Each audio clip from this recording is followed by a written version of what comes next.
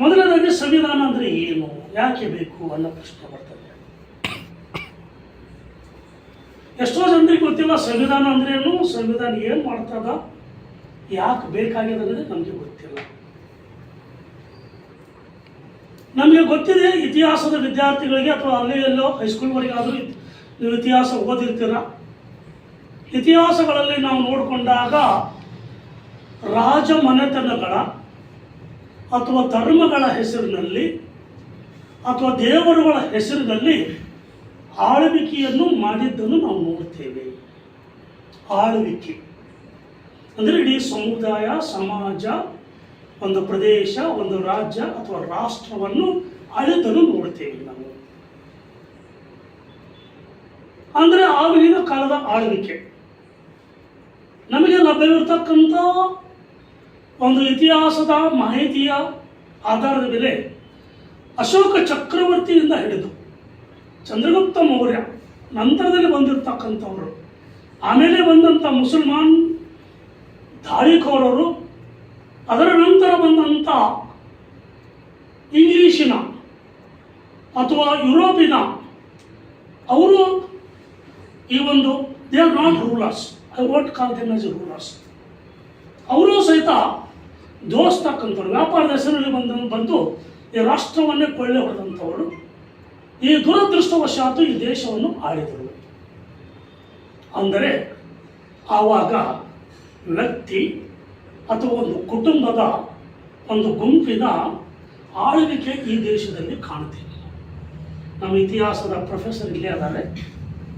ಅಂದರೆ ಧರ್ಮದ ಹೆಸರಿನಲ್ಲಿ, ಅದು ಹಿಂದೂ ಧರ್ಮ ಆಗಿರ್ಬೋದು, ಮುಸಲ್ಮಾನ್ ಧರ್ಮ ಆಗಿರ್ಬೋದು, ಕ್ರೈಸ್ತ ಧರ್ಮ ಆಗಿರ್ಬೋದು, ಧರ್ಮದ ಹೆಸರಿನಲ್ಲಿ ಅಥವಾ ದೇವರುಗಳ ಹೆಸರಿನಲ್ಲಿ, ಇಲ್ಲ ದೇವರೇ ಇವರಿಗೆ ಹುಟ್ಟಿಸಿದ್ದಾನೆ, ದೇವರೇ ಇವರಿಗೆ ಕಳಿಸಿದ್ದಾರೆ, ಹೀಗಾಗಿ ಈ ರಾಷ್ಟ್ರವನ್ನು ಆಳೋದಕ್ಕೆ, ಈ ದೇಶ ಈ ಪ್ರದೇಶವನ್ನು ಆಳೋದಕ್ಕೆ ಅವರಿಗೆ ಅಧಿಕಾರ ಹೊಂದಿದ್ದಾರೆ ಅಂತಕ್ಕಂಥದ್ದನ್ನು ಅವರ ಹೆಸರಿನಲ್ಲಿ ವ್ಯಕ್ತಿಗಳು ಅಥವಾ ರಾಜಮನೆತನ, ರಾಜ ಮತ್ತು ರಾಜಮನೆತನ ಅಂತ ಕರಿತೇವೆ, ಅವರು ಆಳ್ತಾ ಇದ್ದರು.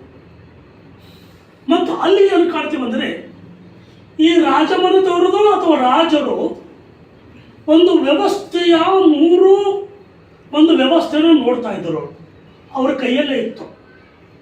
ಮೂರು ವ್ಯವಸ್ಥೆ ಅಂದರೆ ಶಾಸಕಾಂಗ ಅಂದರೆ ಕಾನೂನನ್ನು ಮಾಡುವುದು, ಆಮೇಲೆ ರಾಜ್ಯಾಂಗ ಕಾನೂನನ್ನು ಜಾರಿಗೆ ತರುವುದು, ಆಮೇಲೆ ನ್ಯಾಯಾಂಗ. ಇವು ಮೂರು ಅದರ ಸ್ತಂಭ.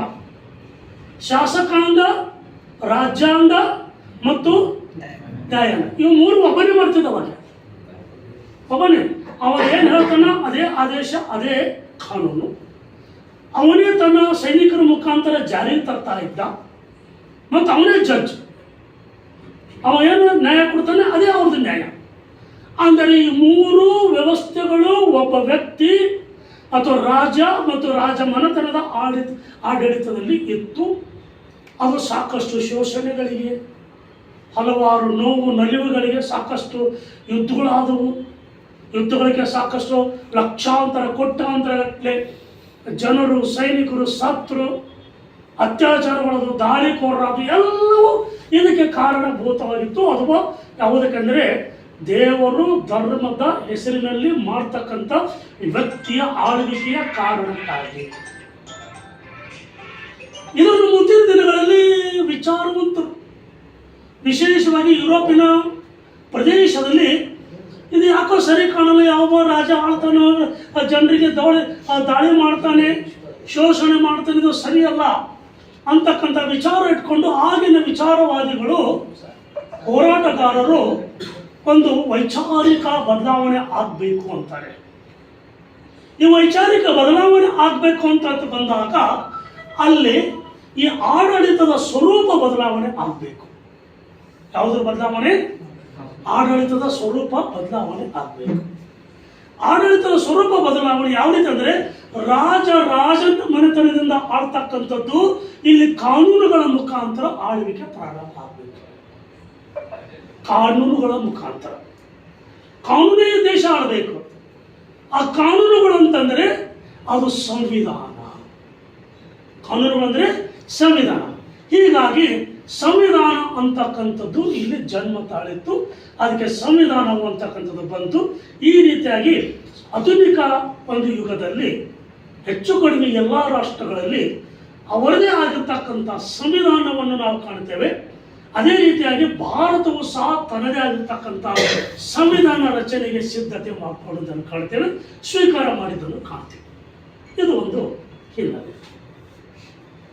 ಇನ್ನು ಸಂವಿಧಾನ ಯಾರು ರಚನೆ ಮಾಡಿದರು, ಯಾವ ಸಂದರ್ಭದಲ್ಲಿ ರಚನೆ ಆಯಿತು ಮತ್ತು ಹೇಗೆ ಜಾರಿ ಆಯಿತು, ಅದು ಬಹಳ ಮುಖ್ಯ. ನಮಗೆಲ್ಲರಿಗೂ ಗೊತ್ತಿದೆ, ಸಂವಿಧಾನ ಶಿಲ್ಪಿ, ಸಂವಿಧಾನ ಬರೆದವರು ಡಾಕ್ಟರ್ ಬಾಬಾ ಸಾಹೇಬ್ ಅಂಬೇಡ್ಕರ್ ಅಂತ ನಮಗೆ ಗೊತ್ತಿದೆ ಅಲ್ವಾ? ಎಲ್ಲರಿಗೂ ಗೊತ್ತಿರ್ಬೇಕಂತ ತಿಳ್ಕೊಂಡಿದ್ದೆ ನಾನು. ಡಾಕ್ಟರ್ ಬಾಬಾ ಸಾಹೇಬ್ ಅಂಬೇಡ್ಕರ್ ಅವರು ಸಂವಿಧಾನ ಬರೆದವರು. ಅದು 1948ರಲ್ಲಿ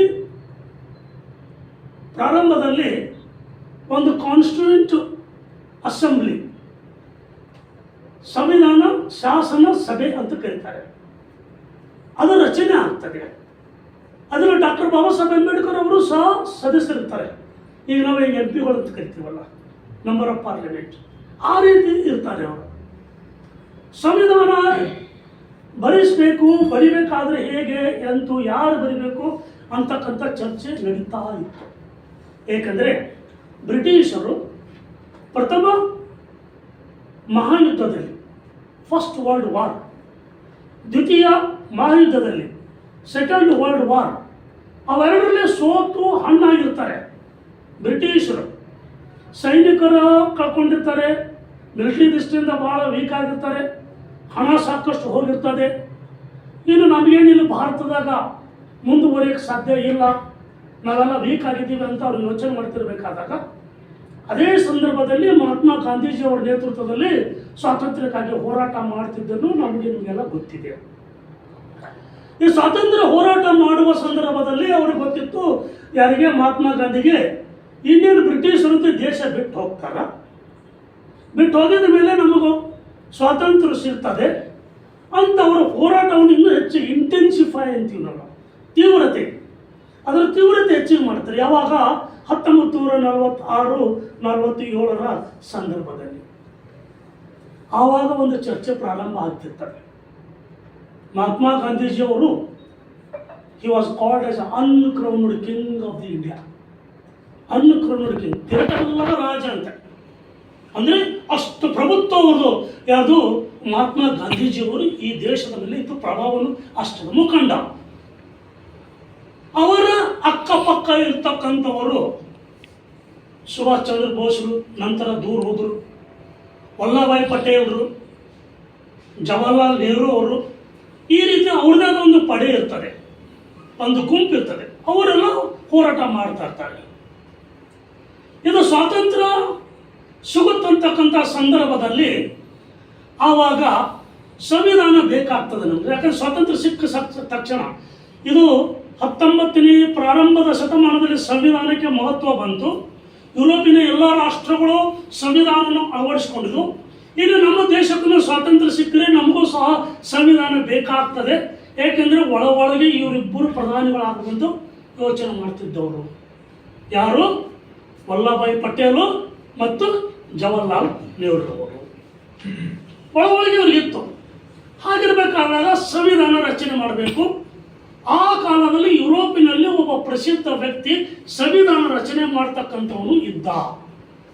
ಅವನ ಹೆಸರು ಸರ್ ಜ್ಯೂರೋ ಜೆನ್ನಿಂಗ್ ಅಂತ.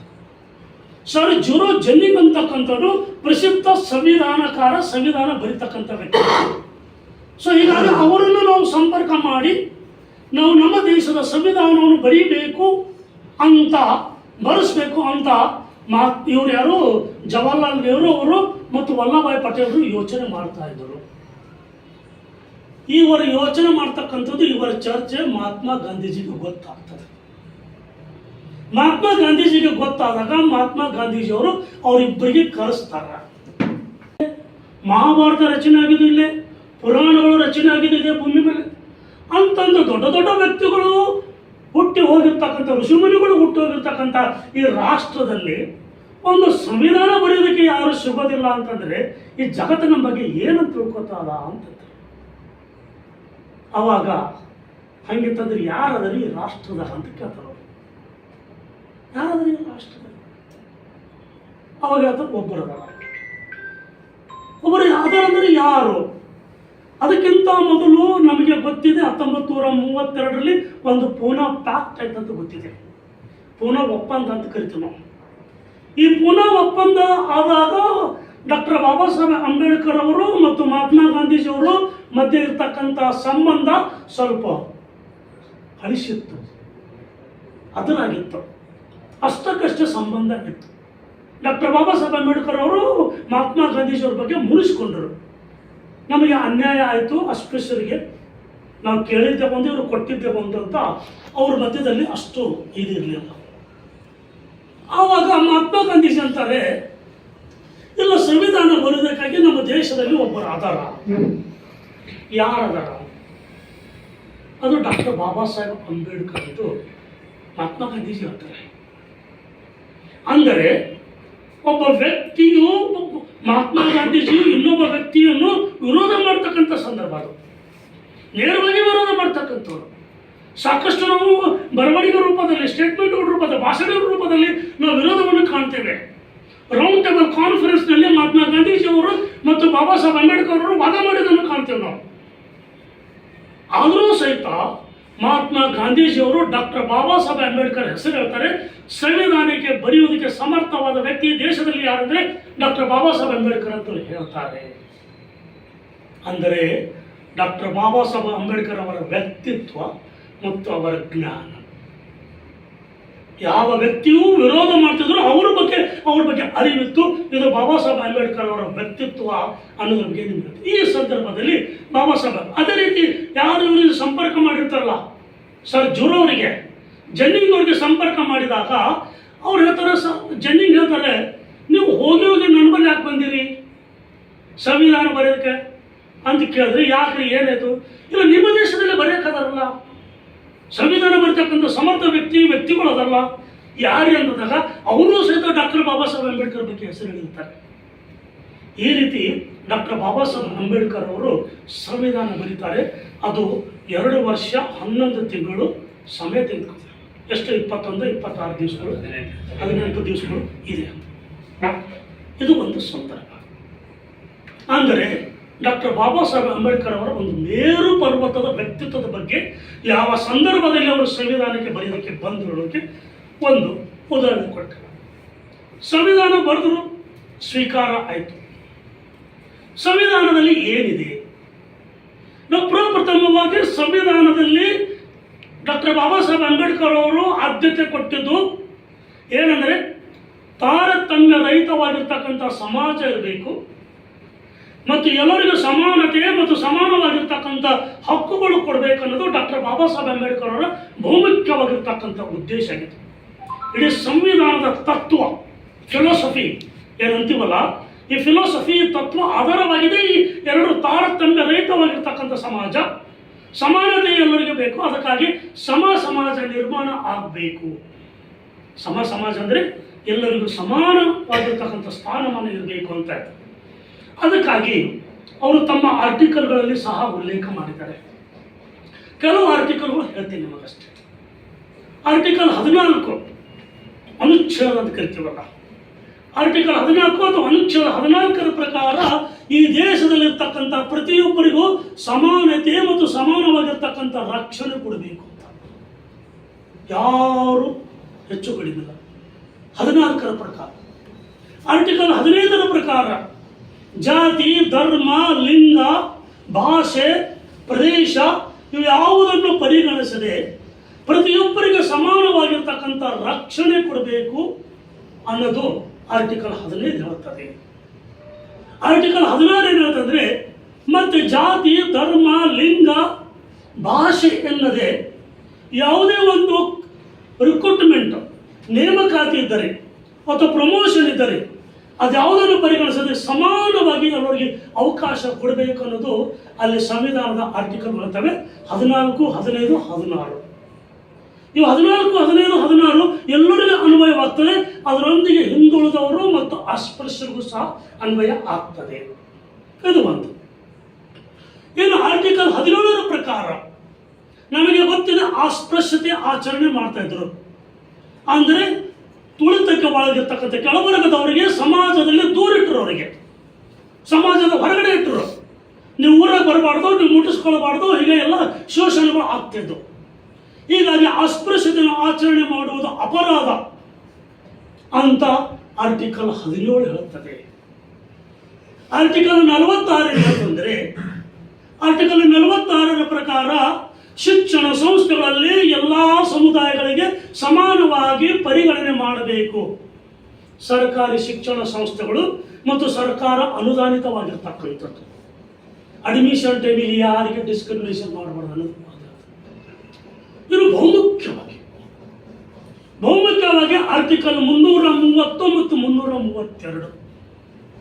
ಆರ್ಟಿಕಲ್ 330 ಮತ್ತು 332 ಏನಾಯ್ತು ಅಂದರೆ, 330ರ ಪ್ರಕಾರ ಈ ಪಾರ್ಲಿಮೆಂಟಿನಲ್ಲಿ ಇಲ್ಲಿ ಹಿಂದುಳಿದವರಿಗೆ ಅಂದರೆ ಅಸ್ಪೃಶ್ಯರಿಗೆ, ಶೆಡ್ಯೂಲ್ ಕಾಸ್ಟ್ದವರಿಗೆ ಮತ್ತು ಶೆಡ್ಯೂಲ್ ಕಾಸ್ಟ್ದವರಿಗೆ ಪಾರ್ಲಿಮೆಂಟ್ನಲ್ಲಿ ಮತ್ತು ಅಸೆಂಬ್ಲಿಗಳಲ್ಲಿ ಮೀಸಲಾತಿ ಕೊಡಬೇಕು. 332 ಪ್ರಕಾರ ಪರಿಶಿಷ್ಟ ಪಂಗಡದವರಿಗೆ ST ಅಂತೀವಲ್ಲ, ನಾವೇನು ಹೋರಾಟ ಮಾಡ್ತಾ ಇದ್ದೀವಿ STಗಾಗಿ, ನಮಗೆ ಅವರಿಗೆ ಕೊಡಬೇಕು. ಅಂದರೆ 330, 332 ಅಂದರೆ ತಲತಲಾಂತರಗಳಿಂದ ಈ ಒಂದು ರಾಜಮನೆತನದಲ್ಲಿ ಅಥವಾ ಈ ಒಂದು ಸಮಾಜವನ್ನು ಆಳ್ತಕ್ಕಂಥ, ಸರ್ಕಾರವನ್ನು ನಡೆಸ್ತಕ್ಕಂಥ ಈ ಸಂದರ್ಭದಿಂದ ದೂರಿಟ್ಟಿರ್ತಕ್ಕಂಥ ಸಮುದಾಯಗಳಿಗೆ, ಜಾತಿಗಳಿಗೆ 330, 332 ಪ್ರಕಾರ ಅವರು ಅವಕಾಶ ಕೊಡ್ತಾರೆ. ಇನ್ನು ಮುಂದುವರೆದು ಹೋದಾಗ 340ರ ಪ್ರಕಾರ ಹಿಂದುಳಿದ ವರ್ಗಗಳಿಗೆ, ಆರ್ಟಿಕಲ್ 340ರ ಪ್ರಕಾರ ಇಲ್ಲಿ ಹಿಂದುಳಿದ ವರ್ಗಗಳಿಗೆ ಬೇಕಾದಂಥ ಮೀಸಲಾತಿ ಕೊಡುವುದಕ್ಕಾಗಿ ಅದಕ್ಕೆ ಆಯೋಗ ರಚನೆ ಆಗಬೇಕು, ವರದಿ ತಗೋಬೇಕು. ಮತ್ತು ಸರ್ಕಾರಗಳು, ಸರ್ಕಾರ ಅಂದರೆ ಕೇಂದ್ರ ಸರ್ಕಾರ, ಸರ್ಕಾರಗಳಂದರೆ ರಾಜ್ಯ ಸರ್ಕಾರಗಳು, ಇವರು ಮೀಸಲಾತಿ ಕೊಡಬೇಕು ಅಂತ 340 ಹೇಳ್ತದೆ. 341 ಏನು ಹೇಳ್ತಂದ್ರೆ, ಆರ್ಟಿಕಲ್ 341ರ ಪ್ರಕಾರ ಇಲ್ಲಿ ಪರಿಶಿಷ್ಟ ಜಾತಿಯಲ್ಲಿ ಸೇರಲು ಮತ್ತು ಪರಿಶಿಷ್ಟ ಜಾತಿಯಲ್ಲಿ ಸೇರಿಸಲು ಅವಕಾಶ ಇದ್ದಿದ್ದು 341ರಲ್ಲಿ, 341ರಲ್ಲಿ, 342 ಇದು ನಮಗೆ ಸಂಬಂಧ. 342ರಲ್ಲಿ ಪರಿಶಿಷ್ಟ ಪಂಗಡದಲ್ಲಿ ಸೇರಿಸಲು ಯಾವ ಜಾತಿಗಳು ಪರಿಶಿಷ್ಟ ಪಂಗಡದಲ್ಲಿ ಸೇರಿಸಬೇಕು ಅನ್ನೋದು 342 ಹೇಳ್ತದೆ. 342ರ ಪ್ರಕಾರ ಪರಿಶಿಷ್ಟ ಪಂಗಡದಲ್ಲಿ ಜಾತಿಗಳನ್ನು ಸೇರಿಸುವುದು ಅದು ಏನು? ಯಾವ ರಾಜ್ಯಗಳಲ್ಲಿ ಇರ್ತಕ್ಕಂಥ ಬುಡಕಟ್ಟು ಗುಣಲಕ್ಷಣ ಹೊಂದಿರತಕ್ಕಂಥ ಜಾತಿಗಳಿದ್ದಾವೋ ಅವನು ರಾಜ್ಯ ಸರ್ಕಾರಗಳು ಅಂದರೆ ಕರ್ನಾಟಕ, ನಮ್ಮ ವಿಷಯ ಬಂದ ಕರ್ನಾಟಕ, ಈ ಜಾತಿಗಳನ್ನು ಪರಿಶಿಷ್ಟ ಪಟ್ಟಿಯಲ್ಲಿ ಸೇರಿಸಬಹುದು ಅಂತ ಅವ್ರು ರೆಕಮೆಂಡ್ ಮಾಡ್ತಾರೆ. ಅಲ್ಲಿ ಹೋಗ್ತಾರೆ, ಎಲ್ಲಿಗೆ? ಸೆಂಟ್ರಲ್ ಗೌರ್ಮೆಂಟಿಗೆ. ಅಲ್ಲೋದಾಗ ರಿಜಿಸ್ಟರ್ ಜನರಲ್ ಆಫ್ ಇಂಡಿಯಾ ಅದ್ರ ಬಗ್ಗೆ ಅಧ್ಯಯನ ಮಾಡ್ತಾರೆ. ಅಧ್ಯಯನ ಮಾಡಿ ಇವರು ಬುಡಕಟ್ಟು ಲಕ್ಷಣ ಹೊಂದಿದ್ದಾರೆ, ಹೀಗಾಗಿ ಇವರಿಗೆ ST ಪಟ್ಟಿಯಲ್ಲಿ ಸೇರಿಸಬಹುದು ಅಂತ ಅವರು ಒಂದು ರೆಕಮೆಂಡೇಶನ್ ಕೊಡ್ತಾರೆ, ಶಿಫಾರಸು ಪತ್ರ ಇದ್ದಂಗೆ. ಆ ರೆಕಮೆಂಡೇಶನ್ ಆದಾಗ ಅದನ್ನು ತಗೊಂಡು ಕಾನೂನು ಸಚಿವರು ಮತ್ತು ಬುಡಕಟ್ಟು ಸಚಿವರು ಏನು ಮಾಡ್ತಾರೆ, ಅವರೊಂದು ಕಾಯ್ದೆ ಮಾಡ್ತಾರೆ. ಕಾಯ್ದೆ ಮಾಡಿ ಪಾರ್ಲಿಮೆಂಟ್ನಲ್ಲಿ ಪ್ರೆಸೆಂಟ್ ಮಾಡ್ತಾರೆ. ಪಾರ್ಲಿಮೆಂಟಲ್ಲಿ ಪ್ರೆಸೆಂಟ್ ಮಾಡಿದಾಗ 2/3 ಮೆಜಾರಿಟಿ ಪಾಸ್ ಆಗಬೇಕು. ಆಮೇಲೆ ಪ್ರೆಸಿಡೆಂಟ್ ಆಫ್ ಇಂಡಿಯಾ, ಈ ರಾಷ್ಟ್ರದ ರಾಷ್ಟ್ರಾಧ್ಯಕ್ಷರು ಆ ಒಂದು ಬಿಲ್ಲಿಗೆ ಸೈನ್ ಮಾಡ್ತಾರೆ. ಆವಾಗ ಈ ಜಾತಿಗಳನ್ನು ST ಪಟ್ಟಿಯಲ್ಲಿ ಸೇರಿಸಬಹುದು ಅಂತ 342 ಆರ್ಟಿಕಲ್ ಹೇಳ್ತಾರೆ. 338 ಆರ್ಟಿಕಲ್ ಹೇಳ್ತಂದ್ರೆ, ಸಂವಿಧಾನದತ್ತವಾಗಿ ಪರಿಶಿಷ್ಟ ಜಾತಿಯವರಿಗೆ ಮತ್ತು ಪರಿಶಿಷ್ಟ ಪಂಗಡದವರಿಗೆ ನೀಡಲ್ಪಟ್ಟಂಥ ಸವಲತ್ತುಗಳು, ಅದು ಮೀಸಲಾತಿ ಆಗಿರ್ಬೋದು ಅಥವಾ ಅಪಾಯಿಂಟ್ಮೆಂಟ್ ಆಗಿರ್ಬೋದು ಅಥವಾ ಇನ್ನಿತರ ಸರ್ಕಾರದ ಸವಲತ್ತುಗಳಾಗಿರ್ಬೋದು, ಈ ಸವಲತ್ತುಗಳನ್ನು ಈ ಜನರಿಗೆ ಕೊಡಬೇಕಾದಾಗ ಯಾರಾದರೂ ಅಡೆತಡೆ ತಂದರೆ, ಅದು ಜನ ಆಗಿರ್ಬೋದು, ಅಧಿಕಾರಿಗಳಾಗಿರ್ಬೋದು, ಯಾರೇ ಒಂದು ವ್ಯವಸ್ಥೆ ಆಗಿರ್ಬೋದು, ಯಾರಾದರೂ ಅದಕ್ಕೆ ಅಡೆತಡೆ ತಂದರೆ ಅವರ ಮೇಲೆ ಕ್ರಮ ಕೈಗೊಳ್ಳಬಹುದು ಅಂತ ಹೇಳ್ತಾರೆ. ಇದು ಯಾಕೆ ಹೇಳ್ದಪ್ಪ ಅಂದರೆ, ನಾವು ಎಷ್ಟೋ ಜನ ST ಸರ್ಟಿಫಿಕೇಟ್ ತೊಗೊಂಡಿರ್ತೀವಿ, ನಮ್ಮ ಅಪ್ಪ ST ಸರ್ಟಿಫಿಕೇಟ್ ತೊಗೊಂಡಿರ್ತಾನೆ, ನೀವು ಉಳಿದ್ರೆ ಮಗನಿಗೆ ST ಸರ್ಟಿಫಿಕೇಟ್ ಕೊಡೋದಿಲ್ಲ. ನನಗೆ ಯಾರು ಫೋನ್ ಮಾಡಿದ್ರ ಪ್ರಕಾರ 338 ಆರ್ಟಿಕಲ್ ಪ್ರಕಾರ ಅವ್ರ ಮೇಲೆ ಅಟ್ರಾಸಿಟಿ ಕೇಸ್ ಹಾಕಂತ ಹೇಳ್ತಾರೆ. ಅಧಿಕಾರಿ ಮೇಲೆ ಅಟ್ರಾಸಿಟಿ ಕೇಸ್ ಹಾಕ್ರಿ, ಅವ್ನು ಕೋರ್ಟಿಗೆ ಬಂದು ಉತ್ತರ ಕೊಡ್ತಾನೆ, ತಾನೇ ನಿಮಗೆ ಸರ್ಟಿಫಿಕೇಟ್ ಸಿಗ್ತದೆ. ಇದು 338 38 ಆರ್ಟಿಕಲ್. ಸೊ ಈ ರೀತಿಯಾಗಿ ನಾನು ಸಂವಿಧಾನವನ್ನು ನೋಡಿದಾಗ, ಎಲ್ಲವನ್ನು ಅಧ್ಯಯನ ಮಾಡಿದಾಗ, ಪರಿಶಿಷ್ಟ ಜಾತಿ, ಪರಿಶಿಷ್ಟ ಪಂಗಡ ಮತ್ತು ಹಿಂದುಳಿದ ವರ್ಗಗಳಿಗೆ ಇಲ್ಲಿ ಆರ್ಟಿಕಲ್ಗಳು, ಎಷ್ಟು ಆರ್ಟಿಕಲ್ ಡಾಕ್ಟರ್ ಬಾಬಾ ಸಾಹೇಬ್ ಅಂಬೇಡ್ಕರ್ ಕೊಟ್ಟಿದ್ದಾರೆ ಅಂತ ನೋಡಿದ್ರೆ 36 ಆರ್ಟಿಕಲ್ ಅದಾವ. ಸಂವಿಧಾನ ಸ್ವೀಕಾರ ಆಯಿತು, ಪ್ರಜಾಪ್ರಭುತ್ವ ನಾವು ಎಂಜಾಯ್ ಮಾಡ್ತಾ ಇದ್ದೀವಿ. ಸಂವಿಧಾನ ಸ್ವೀಕಾರ ಆಗಿ 75 ವರ್ಷಗಳು ಆದವು. 75 ವರ್ಷ, 49, 24, 75 ವರ್ಷಗಳು ಆದವು. 75 ವರ್ಷಗಳಾಗಿದ ಮೇಲೆ ಈ ಸಂವಿಧಾನವನ್ನು ಸ್ವೀಕಾರ ಮಾಡಿದ ನಂತರ ಭಾರತದಲ್ಲಿ ಸಮಾನತೆ ಬಂದಿದೆಯೇ? ಇದು ಪ್ರಶ್ನೆ ಬರ್ತಾ ಇದೆ. ಇನ್ನೂ ಸಹ ನಾವು ಸಮಾನತೆಯನ್ನು ಸಾಧಿಸಲು ಸಾಧ್ಯವಾಗಿಲ್ಲ. ಏಕೆಂದರೆ ಈ ರಾಜಕೀಯ ವ್ಯವಸ್ಥೆಯ ಕಾರಣಕ್ಕಾಗಿ. ಡಾಕ್ಟರ್ ಬಾಬಾ ಸಾಹೇಬ್ ಅಂಬೇಡ್ಕರ್ ಏನು ಹೇಳ್ತಾರಪ್ಪ ಅಂತಂದ್ರೆ, ನೀವು ಯಾವ ರೀತಿ ಭಕ್ತಿ, ನಾವು ದೇವರನ್ನು ಪೂಜಿಸಬೇಕು, ನಾವು ಮೋಕ್ಷ ಪಡಿಬೇಕು. ಮೋಕ್ಷ ಪಡಿಬೇಕಾದ್ರೆ ಭಕ್ತಿ ಅನ್ನೋದೊಂದು ಮಾರ್ಗ, ಒಂದು ದಾರಿ, ಪೂಜಾ ಪದ್ಧತಿ ಅಂತೀವಿ ನಾವು. ಅದು ಒಂದು ಪದ್ಧತಿ, ಅದೊಂದು ದಾರಿ, ಮೋಕ್ಷ ಪಡೆಯೋದಕ್ಕೆ. ಆದರೆ ಸಂವಿಧಾನದಲ್ಲಿ, ಪ್ರಜಾಪ್ರಭುತ್ವದಲ್ಲಿ ಯಾವುದಾದ್ರೂ ಒಬ್ಬ ವ್ಯಕ್ತಿಗೆ ಪೂಜೆ ಮಾಡಿದರೆ, ಈಗ ನಡೀತಾ ಇರ್ತಲ್ಲ ವ್ಯಕ್ತಿಗಳ ಪೂಜೆ, ರಾಜಕಾರಣಿಗಳ ವ್ಯಕ್ತಿ ಪೂಜೆ, ಈ ರೀತಿ ಪೂಜೆ ಮಾಡಿದರೆ ಅದು ಅಪರಾಧ, ಅದು ದುರಂತಕ್ಕೆ ಈಡಾಗ್ತದೆ ಡಾಕ್ಟರ್ ಬಾಬಾ ಸಾಹೇಬ್ ಅಂಬೇಡ್ಕರ್ ಹೇಳ್ತಾ ಇದ್ದಾರೆ. ಅಂದರೆ ಸಂವಿಧಾನವು ಈ ರೀತಿಯಾಗಿದೆ.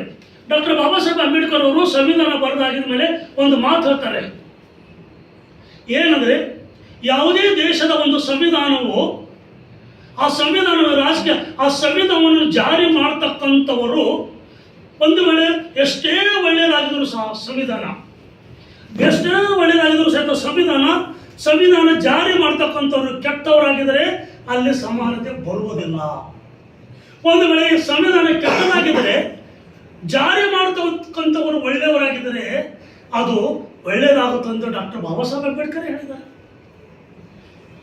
ಇಡೀ ಜಗತ್ತಿನಲ್ಲಿ ಶ್ರೇಷ್ಠ ಸಂವಿಧಾನ ನಮ್ಮದಾಗಿದೆ. ಈ ರಾಷ್ಟ್ರವು, ಭಾರತವಾಗಿ ಉಳಿಯಲು ಡಾಕ್ಟರ್ ಬಾಬಾ ಸಾಹೇಬ್ ಅಂಬೇಡ್ಕರ್ ಬರೆದುಕೊಟ್ಟಂಥ ಸಂವಿಧಾನವೇ ಮೂಲ.